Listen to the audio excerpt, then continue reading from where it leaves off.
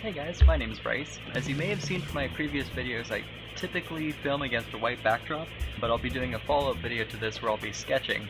Hopefully you're not going to get too much motion sickness from being up there, because right now you're actually being suspended above my sort of outdoor drawing table, and this is where I typically end up doing a bunch of my sketches if I want to be kind of out in the open, but today I'm going to be doing a quick unboxing for you guys of this little NERF that I got here. I'll be bouncing back and forth between NERF and LEGO, but as a sort of side project that I wanted to try and do for the summer is modify a very simple NERF gun, because some of them can be very complex once it gets to all the battery automated stuff. But anyway, just to get started though, this is the N-Strike Jolt. Comes with 2 darts, very simple pull down mechanism. Here's the back of the package. The reason why I ended up picking this one though was not only it was just nice to actually see all the components inside, it was also it felt like a scale that I could really tackle, and within a reasonable budget I could 3D print a lot of different components to it. Plus also I like the idea that this particular one has a theme of easy concealment and things like that. So what I'm going to try and do in terms of actually modifying it though is that, as you can see from the bottom here, the way that you actually just pull this down and out in order to sort of prepare the plunger to fire a dart, it feels like if you were to hold it, it would sort of set off your aiming abilities a bit. So I actually want to try and do something where either it's a pullback mechanism, as we've seen in the past of other dart launchers like this one, or you could actually try pulling forward. That's where I'll end up reworking most of this project. But let's just take it out of the box and have a look first.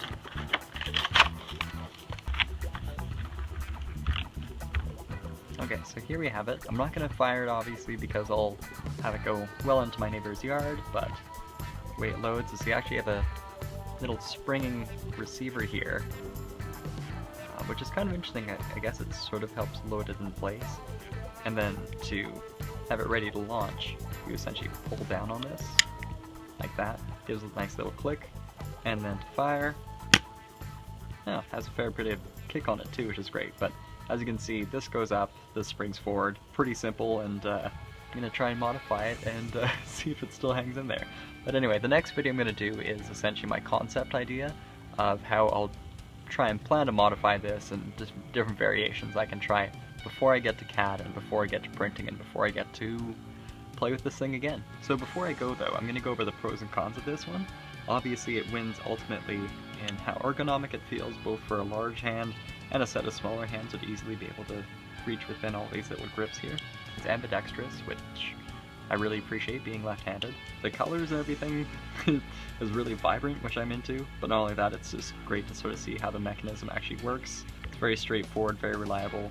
Even just seeing how it's a nice balance between using all the sort of decorative elements without going overboard, and as well it feels very reinforced, like even with these 4 screws to make sure none of the air goes anywhere except up and out of here. The trigger itself is actually also nice to pull back on whenever it's loaded, and very simple to sort of squeeze diagonally this way essentially.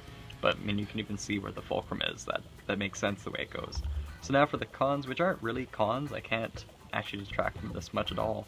But if I were to give critiques though, I would say it's too bad that there isn't any sort of railing or clip that you could actually add this on to other existing NERF guns. I mean, this is part of the N-Strike, so that means that it is part of a larger series. So it would have been nice to see how it can possibly integrate either a rail here or some other attachment. I'd also say too, like around here it feels very boxy, and probably with smaller hands it wouldn't matter, but to be gripping this tightly, these sort of bite in.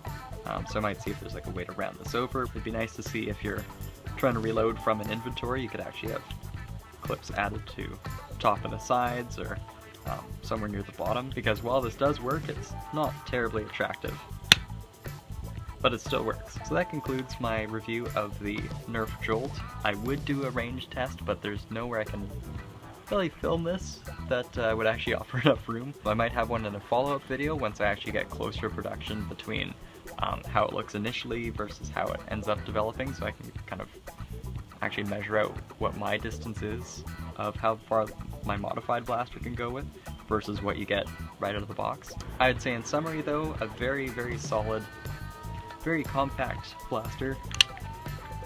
still very satisfying mechanism, and it's incredibly lightweight, so for the fact that it's this compact and it's easy to run around with it and conceal it, makes for a great either beginning dart launcher, or if you just need to add something to your arsenal. So that finishes up my video for today. The next video you'll see related to NERF is my concept sketch, so I'll keep this in the top left corner, but you'll mostly see me end up sketching through a bunch of different ideas that I have for the future plans for this one. Thanks for watching, guys, and I'll see you next time.